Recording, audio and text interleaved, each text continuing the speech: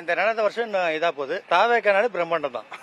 என்ன மாதிரி பேச்சு எதிர்பார்க்கறீங்க? சுற்றுப்பயணம் கூட்டணி குறித்து சர்ப்ரைஸ் கொடுக்குறது அவர் தான். அதில் என்ன பேசுனா பார்ப்போம். ஓகேவா? நானும் ஒரு தொண்டனா தான் வந்திருக்கேன். பார்ப்போம்.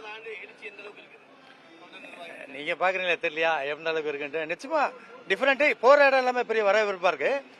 நான் கொஞ்சம் தலைவர் வந்து 2026 சிஎம் ஆகிறதுக்கு எல்லா சைடும் எல்லா பக்கம் உழைச்சிக்கிட்டு இருக்காங்க. தொண்டர்களும் சரி, நிறுவனங்களும் சரி.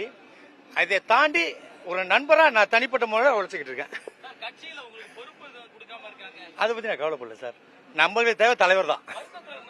அப்படிலாம் இல்லையா? இப்ப கூட தான் டல்லா இருக்கிறேன். காலைல தூங்கல. நான் எதுவுமே வைக்கவே இல்லை. எது வரைக்கும் எதை பத்தி நான் எதுவும் பேசவே இல்லை.